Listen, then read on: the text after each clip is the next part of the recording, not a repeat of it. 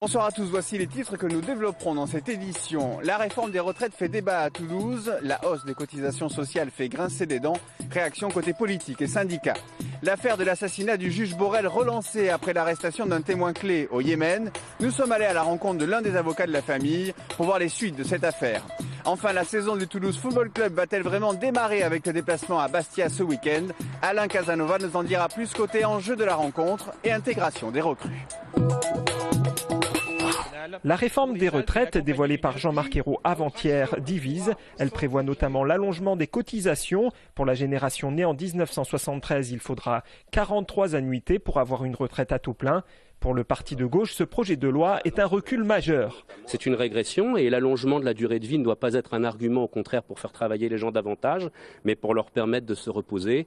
La production des richesses dans notre pays le permet, puisqu'il faut-il rappeler que la France produit près de 2000 milliards de biens et de services par an, c'est son PIB. Et on nous fait toute une contre-réforme pour 7 milliards. La CGPME regrette qu'il n'y ait pas de mise en harmonisation des régimes publics et privés. Selon l'organisation, cette réforme ne règle pas les problèmes de fond. C'est une augmentation simple des cotisations qui se rajoute à celles qu'on a un petit peu oubliées en début d'été, des régimes complémentaires obligatoires, ARCO et AGIR. Parce que là, on ne parle que du régime de vieillesse. Donc finalement, les cotisations 0,15 et 0,30 à terme, mais 0,15 par salarial, 0,15 patronal, ça fait quand même du 0,30, hein. Donc du 0,6 à la fin, et ça se rajoute simplement aux augmentations qui sont d'ores et déjà prévues au 1er janvier 2014. Enfin, la CFDT se dit plutôt favorable à cette réforme nécessaire et compte peser pour qu'elle soit la plus égalitaire possible. La création d'un compte temps pénibilité va dans ce sens pour Bruno Cagna. Alors maintenant, il va falloir voir ce qu'on prend dans la pénibilité. Parce qu'il m'apparaît nécessaire de bien étudier tous les postes. Tout métier a sa propre pénibilité.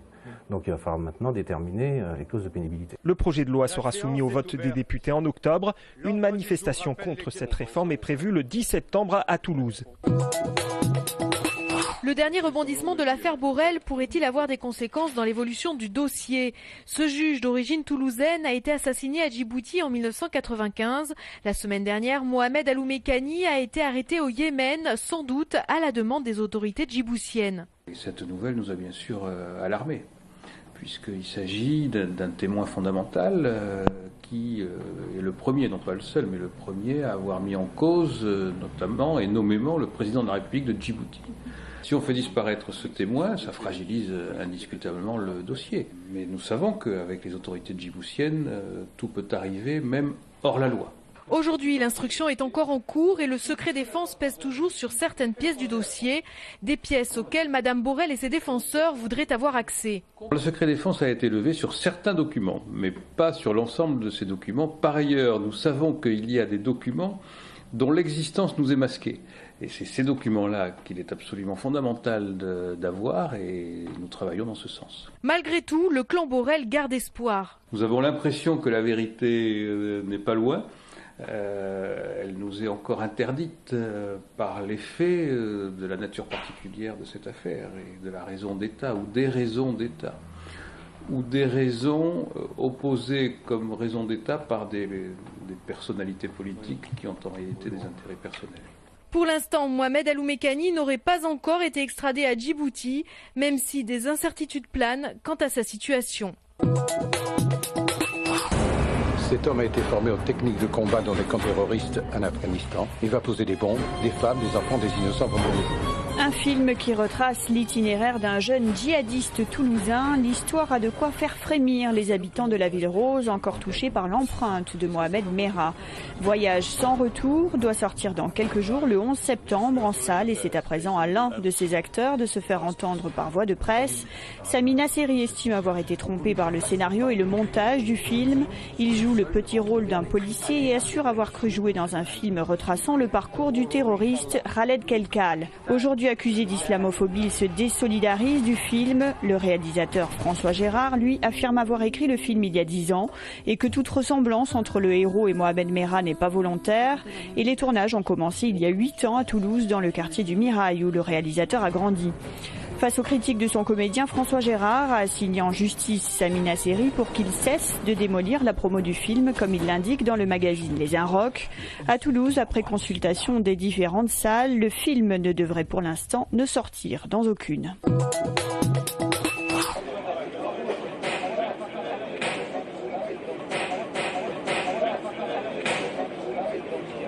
Vous entendiez ici les coups qui défoncent une à une les portes des appartements de l'immeuble Les Castalides. Ce matin du 29 août, la cité a été évacuée.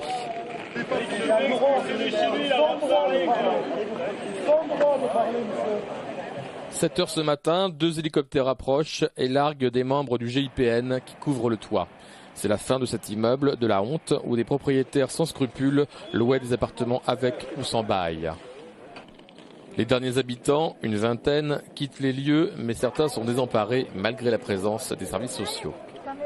Pour l'instant, on m'a proposé l'hôtel pour 5 jours. Déjà, j'ai 4 jours là. Hier, je suis pas allé à l'hôtel. J'étais occupé par emballer mes affaires.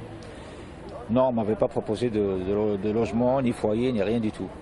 Les membres d'une association, la CLAC, la coordination locale d'action citoyenne pour les quartiers, sont présents et restent en alerte. Les personnes qui logent là depuis longtemps, qui ont introduit des demandes de titres de séjour en préfecture, qui ont des enfants scolarisés et pour lesquels aucune proposition non plus ne leur est faite. Donc nous, on espère après obtenir un rendez-vous avec la préfecture via la sous-préfète, voilà, pour lui faire part de ces situations nominatives et voir comment on peut trouver des solutions décentes pour reloger et accompagner ces personnes-là. L'immeuble est désormais muré afin qu'aucun des 399 logements ne puisse être occupé. Toulouse Métropole et Habitat Toulouse se portent acquéreurs des Castalides pour une réhabilitation. Sur le plan du jeu, le TFC reste sur 2 prestations prometteuses face à Bordeaux et Monaco. L'aspect comptable, avec 2 points et une 18e place au classement, traduit la situation d'une équipe qui se cherche encore. L'effectif a enregistré 7 départs pour autant d'arrivées à l'intersaison. Avant de se déplacer à Bastia samedi 20h, l'heure est encore à la prise de repères. On est dans une phase encore de préparation. Alors bon, on est déjà pratiquement à 10 semaines depuis la reprise. Donc de dire ça, ça paraît un petit peu normal, mais en même temps, il y a eu beaucoup de mouvements dans l'effectif. Donc les joueurs ont besoin d'automatisme, ont besoin de réglages. Notre jeu a besoin de tout ça. Au rayon des bonnes nouvelles, Alain Casanova a pu compter cette semaine à l'entraînement sur ses 2 recrues phares du Mercato. Il attend beaucoup de Clément Chantôme, international français, et d'Abel Aguilar, international colombien. Là, on parle vraiment de recrues qui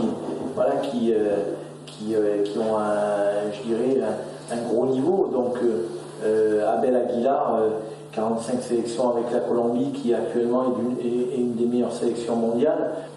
Clément Chantôme, il a tout pour être facilement un des meilleurs milieux de terrain français, pour peu qu'il ait du temps de jeu, pour peu qu'il ait de la confiance. Eden Benbassat et Jean-Daniel Akpa-Akpro sont forfaits. Zebina reprendrait avec l'équipe de CFA. À Bastia, le TFC se déplacera avec l'envie de faire fructifier les espoirs entrevus face à Bordeaux et Monaco.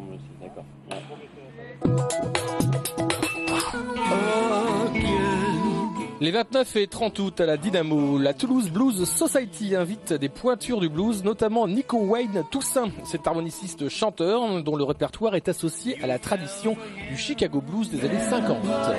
He fell for you, fell for you.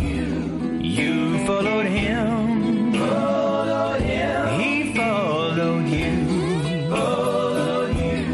love ain't enough when times get rough. I long to feel